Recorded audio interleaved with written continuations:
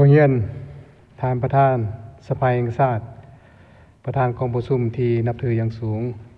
ประธานห้องประธานสภาแห่งชาติประธานสมาชิกสภาแห่งชาติที่นับถือประธานเขตภูมิเกียรติท่านหญิงท่านชายเทียกแพงทั้งหลายข้าพเจ้าตั้งนายรัฐบาลก็คือคณะพิโซบชี้นำการทางและปฏิบัติวลัยแห่งชาติขั้นศูนย์กลางขอรายงานเกี่ยวกับหางวลัยแห่งชาติมาด้วยการพัฒนาชนบทและแก้ไขความทุกข์ยากต่อกองประชุมซึ่งประกอบมีชีเหนือในดังนี้ 1. สภาพรวมของการก้าเกียมหางวลัยแห่งชาติ 2. ด้านโครงหางของวลัยแห่งชาติ 3. ด้านเหนือในของหางวลัยแห่งชาติ 4. เหนือในเสนอให้สภาพิจารณารับรองรวมแห่งที่ 1สภาพร่วมการก้าเกียมหางวลัยแห่งชาติ 1.1 การหางวลัยแห่งชาติแม่นได้อิงใส่1เป็นมติของพรรคเป็นต้นแม่นมติครั้งที่12โครงการการเมืองฉบับที่3และหางมติว่าโดยการเพิ่มทวีการนำภาษีนำบรรษาเวียกงานก่อสร้างฐานการเมืองที่พันกับเวียกงานพัฒนาชนบทแก้ไขความทุกข์ยากและเวียกงาน3สร้างในระยะใหม่ 2. แผนพัฒนาเศรษฐกิจสังคมแห่งชาติ5ปีครั้งที่10บรรดากฎหมายและเอกสารนิติกรรมต่างๆของรัฐบาลที่เกี่ยวข้อง 3. ข้อมูลผลการประเมินสภาพผลทุกข์และการพัฒนาท้ายสมัยตามลำดับ348/รบปี2025ที่ได้สรุปอัตราครอบครัวทุกข์ยากบ้านทุกข์ยากเมืองทุกข์ยากและบรรดามาตรฐานที่บ่บรรลุในขอบเขตทั่วประเทศ 1.2 ขั้นตอนในการก้าเกียมหางวลัยแห่งชาติรัฐบาลได้แต่งตั้งคณะพิโซบชี้นำการหางและปฏิบัติวลัยแห่งชาติมาด้วยการพัฒนาชนบทและแก้ไขความทุกข์ยากขั้นศูนย์กลางฉบับเลขที่60/นย.ลงวันที่3 มิถุนายน 2026ซึ่งประกอบด้วยคณะชี้นำและกองเลขาจากบรรดากระทรวงองค์การที่อยู่ในกงจักรรัฐบาลรวมทั้งหมด36ฐานการหางวลัยแห่งชาตินี้ได้อิงใส่เนื้อในจิตใจสีนำของบรรดากองประชุมขันศูนย์กลางและบรรดาข้อมูลสรุปติราคาบทรายงานเกี่ยวกับเวียกงานก่อสร้างฐานการเมืองเวียกงานพัฒนาชนบทแก้ไขความทุกข์ยากและเวียกงาน3สร้างพร้อมทั้งนำใส่ข้อมูลจากผลการประเมินสภาพผลทุกข์และพัฒนาถ่ายสมัยปี2025ตามลำดับ38เป็นพื้นฐานได้ดำเนินการประเมิน 1,283,251 ครอบครัว 8,413 บ้านและ148เมืองในขอบเขตทั่วประเทศผลการประเมินครั้งนี้สรุปให้เห็นว่ายังมีครอบครัวบ่พ้นทุกข์จำนวน 189,792 ครอบครัวเท่ากับ 14.78% บ้านบ่พ้นทุกข์ 2,173 บ้านรวม 25.83% และเมืองบ่พ้นทุกข์ 66 เมืองรวม 44.59% ซึ่งมีสาเหตุต้นตอดังนี้สาเหตุที่พาให้ครอบครัวบ่พ้นทุกข์มี2สาเหตุต้นตอคือ 1. ครอบครัวขาดอาชีพหรือแรงรายรับมั่นคงเนื่องมาจากขาดความรู้ขาดความกระตือรือร้นในการพัฒนาตนเอง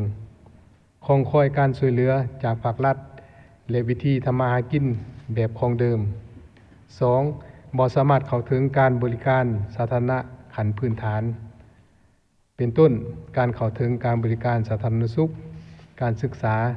น้ำสะอาดสาเหตุที่บ้านบ่พ้นทุกข์มี3สาเหตุต้นตอคือ 1. เส้นทางคมนาคมบ่สามารถเที่ยวได้ตลอดปี 2. บ่มีตาข่ายไฟฟ้าในระบบ 3. บ่สามารถเข้าถึงการบริการด้านโทรคมมนาคมและขนส่งสาเหตุที่เมืองบ่พ้นทุกข์มี3สาเหตุต้นตอคือ 1. เส้นทางคมนาคมบ่สามารถเที่ยวได้ตลอดปีและ ยังบ่ทันเสื่อมจอดกลับบ้านภายในเมือง 2. ทรัพยากรธรรมชาติและสิ่งแวดล้อมบ่ได้รับการคุ้มครองปกปักรักษาและนำใช้อย่างมีประสิทธิผล 3. เทศบาลเมืองบ่ได้สมใช้น้ำประปาชุมชนหรือระบบน้ำประปา ฉะนั้นการหางวาระแห่งชาติครั้งนี้เป็นการหันเอาแนวทางนโยบายมติคำสั่งเกี่ยวกับเวียกงานพัฒนาชนบทและแก้ไขความทุกข์ยากเป็นอันละเอียด โดยการนำใช้ข้อมูลที่มีลักษณะวิทยาศาสตร์ มีการยังยื่นรับรองจากองค์การปกครองท้องถิ่นและศูนย์กลาง เป็นพื้นฐานในการกำหนดเป้าหมายคาดหมายและเบียกจุดสุมเพื่อเล็งแก้ไขปัญหาตัวเมืองปัญหาตัวจริงหีบด่วนของชนบทอย่างมีจุดสุมและมีลักษณะบุกทะลุซึ่งในนี้จะสุมใส่แก้ไข2ปัญหาใหญ่คือ 1. สร้างอาชีพและแหล่งรายรับที่มั่นคงและยืนยง 2. พัฒนาพื้นฐานโครงสร้างและสิ่งอำนวยความสะดวกอยู่ชนบทถ้า2ปัญหาดังกล่าวได้รับการแก้ไขอย่างเป็นรูปธรรมจะสามารถสร้างครอบครัวพ้นทุกข์ได้หลายกว่า100,000 ครอบครัวเฮ็ดให้อัตราส่วนครอบครัวทุกข์ยากลดจาก 14.8% ยังเหลือ1ตัวเลขหรือประมาณ 8% สร้างบ้านพ้นทุกข์ให้ได้หลายกว่า1,000 บ้านสร้างเมืองพ้นทุกข์ให้ได้หลายกว่า25เมืองการสรุปแมลงศาสตร์รัฐบาลจะได้มอบให้กระทรวงกิจกรรมและสิ่งแวดล้อมเป็นใจกลางประเมินผลการจัดตั้งปฏิบัติตามมาตรฐานพ้นทุกข์และมาตรฐานพัฒนาที่ได้ปรับปรุงใหม่เทียบใส่มาตรฐานตามลำดับ38แม้นมีตัวชี้วัดน้อยกว่าการกะเกียมหางวาระแห่งชาติฉบับนี้มีเวลาจำกัดรัฐบาลได้มอบให้คณะรับผิดชอบขั้นศูนย์กลางดำเนินการหางวาระแห่งชาติดังกล่าวเริ่มแต่เดือนพฤษภาคมเป็นต้นมาและได้จัดกองประชุมผ่านเหนือใน3ครั้งจากนั้นได้นำไปผ่านกองประชุมรัฐบาลเปิดกว้าง1ครั้งกองประชุมกรมการเมืองร่วมกับคณะเลขาธิการศูนย์กลางพรรคกองประชุมรวมคณะรัฐบาลและคณะประจำสภาแห่งชาติครั้งที่1กองประชุมยกสูงคุณภาพทางด้านเหนือในอาทิตย์ผ่านมาซึ่งบรรดาฐานสมาชิกสภาแห่งชาติได้ประกอบคำคิดเห็นจำนวน10ฐานรวมเอา9ปัญหาเป็นต้นชื่อเอิ้นระยะเวลาจะตั้งปฏิบัติสาเหตุเบียกจุดสุมกลไกการจะตั้งปฏิบัติการกำหนดนโยบายการมีส่วนร่วมของประชาชนการจัดสรรที่ดิน3ประเภทป่าและงบประมาณเห็นว่าเป็นคำเห็นที่สำคัญและมีเหตุมีผลถือกับตัวจริงคณะพวกเขาจะได้นำไปค้นคว้าและปรับปรุงตามคำเห็นของกองประชุมรวมทั้งคำเห็นของบรรดาฐานสมาชิกสภาแห่งชาติในมื้อนี้รวมแห่งที่2ด้านโครงหางของวาระแห่งชาติหางวาระแห่งชาติฉบับนี้ประกอบมี4ภาคใหญ่คือภาคที่1ความจำเป็นหีบด่วนของวาระแห่งชาติภาคที่2ทัศนะชี้นำหลักการจุดประสงค์และระดับคาดหมายภาคที่3ทิศทางเบียดจุดสุมและวิธีการจะตั้งปฏิบัติภาคที่4กลไกในการจะตั้งปฏิบัติและการแบ่งความรับผิดชอบ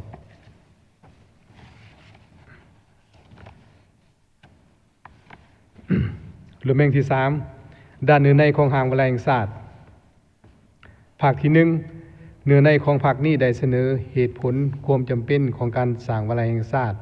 และสังรวมเอาผลสำเร็จที่ผลเด่นปัญหาขอคงข้างและสิ่งท้าทายของการจะตั้งปฏิบัติงานพัฒนาชนบทและแก้ไขความทุกข์ยากในระยะผ่านมาเพื่อเป็นพื้นฐานในการกำหนดทิศทางและเวียกจุดสุมในการพัฒนาชนบทและแก้ไขความทุกข์ยากให้บรรลุตามมาตรฐานพ้นทุกข์และพัฒนาที่รัฐบาลวางออกภาคที่2เนื้อในภาคนี้ได้กำหนดจุดประสงค์5ทัศนะ5หลักการ8คาดหมายดังนี้ 1. จุดประสงค์ของวาระแห่งชาติเป็นการพัฒนาขยายมติว่าโดยการเพิ่มทวีการนำพาชี้นำบรรษาเวียงานก่อสร้างฐานการเมืองที่พันกับเวียงานพัฒนาชนบทแก้ไขความทุกข์ยากและเวียงาน3สร้างในระยะใหม่เข้าสู่ตัวจริงโดยการกำหนด แผนเวียกงานตัวจริงที่เป็นบรมสิทธิ์และจำเป็นหีบด่วนเพื่อผู้กระดมกำลังแห้งและความสามารถบ่มซ่อนทั้งหมดของทุกการจัดตั้งของพรรครัฐพนักงานนิติบุคคลและประชาชนทั่วสังคมประกอบส่วนของในการจัดตั้งปฏิบัติวันแห่งชาติตามพระบทบาทของตนอย่างตั้งหน้าเนใส่แก้ไขความทุกข์ยากและปรับปรุงชีวิตการเป็นอยู่ของประชาชนให้ดีขึ้นเพื่อเป็นพื้นฐานก้าวไปสู่ความอยู่ดีกินดี 2. หาทัศนะสี่นำประกอบมี 1. ยึดมั่นอย่างเสมอต้นเสมอปลายการพัฒนาชนบทหอบด้านถือชนบทเป็นพื้นฐานเป็นพื้นที่ยุทธศาสตร์ชาวชนบทเป็นกำลังต้นตอของสังคมลาวเป็นกำลังแห่งการคงตัวและขยายตัวของการปฏิวัติก็คือการปกปักรักษาและพัฒนาประเทศชาติให้รุ่งเรืองศรีวิไล 2. การพัฒนาชนบทและแก้ไขความทุกข์ยาก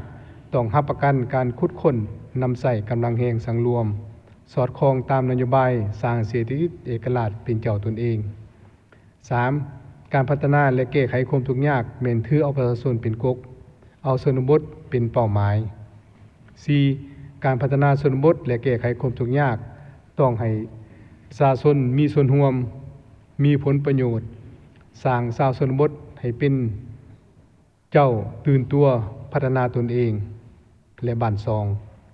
สร้างระบบการเมืองอยู่ชนบทให้เข้มแข็ง 5. ถือเอาขบวนการหันลงก่อสร้างฐานการเมืองติดพันกับเวียกงานพัฒนาชนบทแก้ไขความทุกข์ยากและเวียกงานสามสร้าง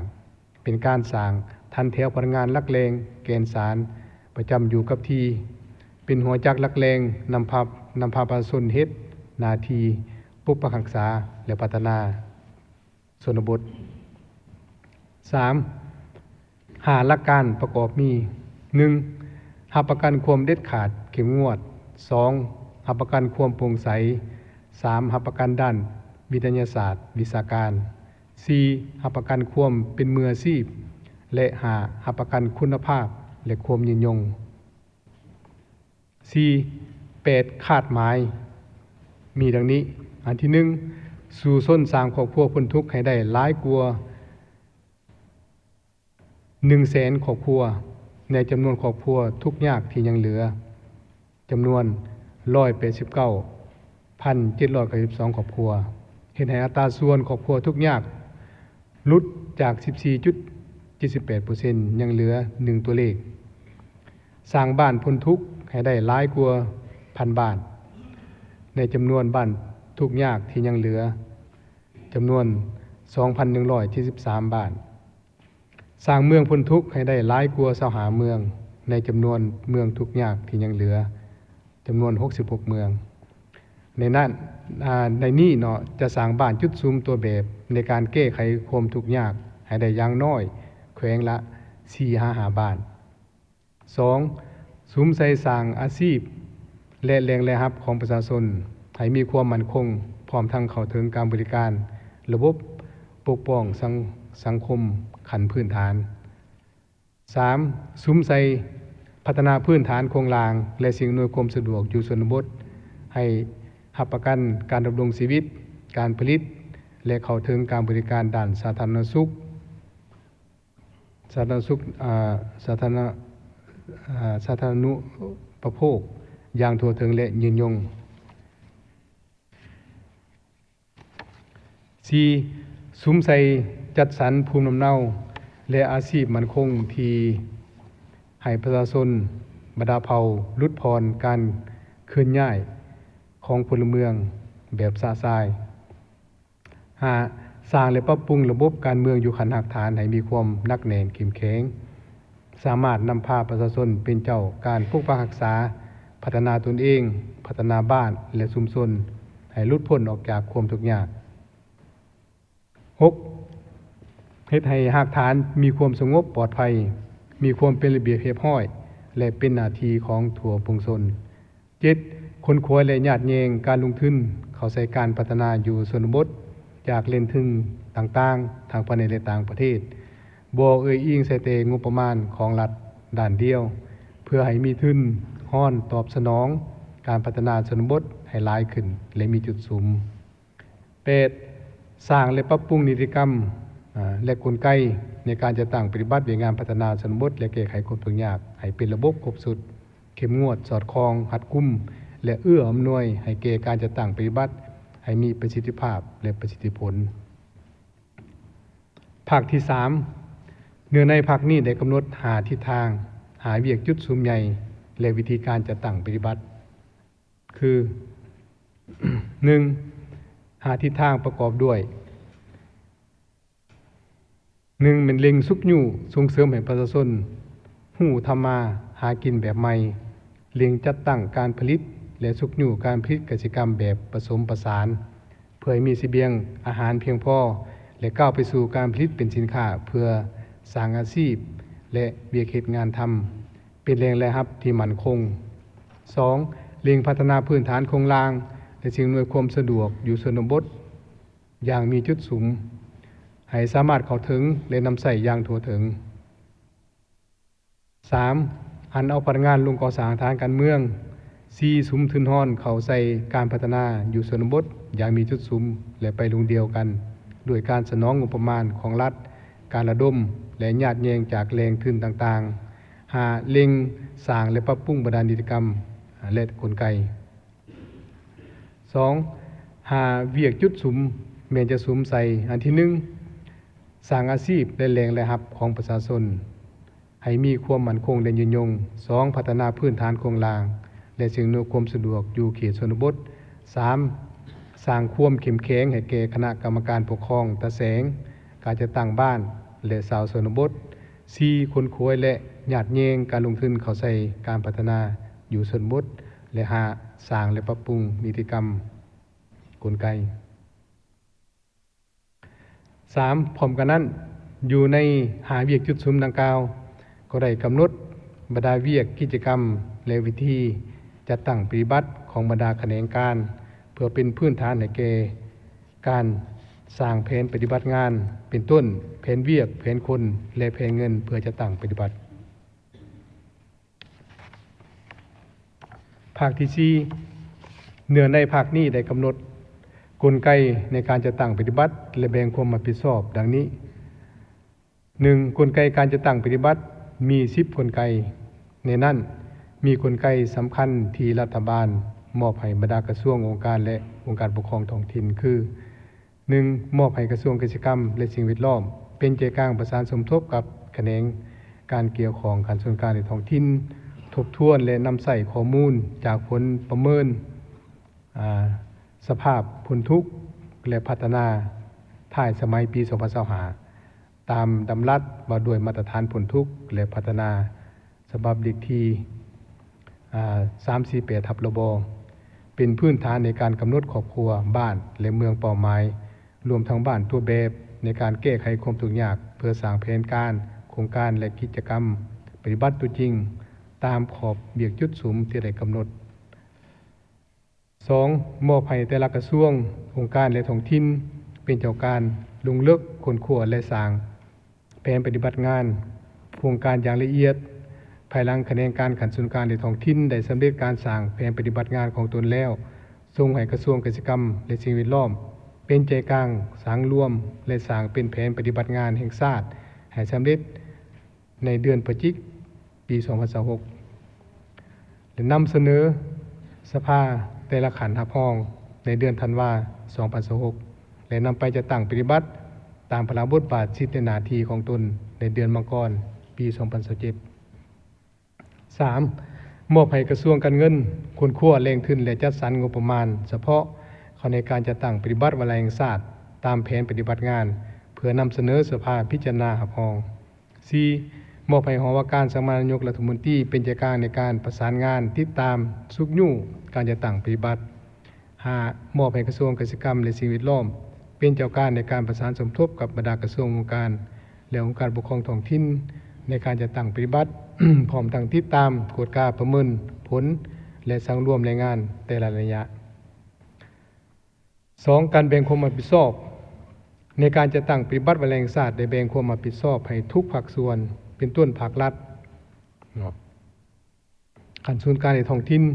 บรรดาองค์การจัดตั้งต่างๆทั้งภายในและต่างประเทศภาคธุรกิจสังคมและประชาชนเพื่อยกสูงหน้าที่ความรับผิดชอบต่อเวียงงานพัฒนาชนบทและแก้ไขความทุกข์ยากให้เป็นเวียกเร่งด่วนของทุกภาคส่วนทั่วพงส่วนลาวทั้งชาติให้ได้ประกอบส่วนตามพระบทบาทของตน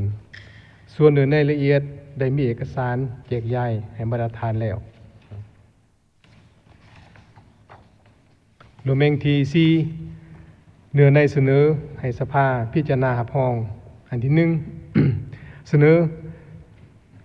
พิจารณารับรองเอาบทแรงงานวลาแห่งชาติมาโดยการพัฒนาชนบทและแก้ไขความทุกข์ยาก 2. เสนอพิจารณารับรองเอาคาดหมายต้นตอของวลาแห่งชาติ 3. เสนอพิจารณารับรองเอาเบียกยุดซุ้มของวลาแห่งชาติ 4. เสนอ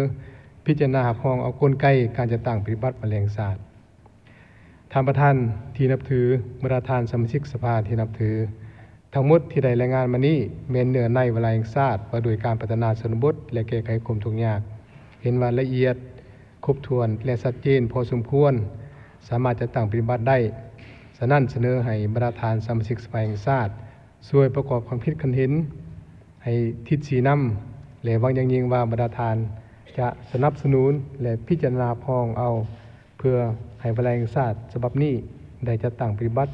อย่างมีประสิทธิผลขอขอบใจ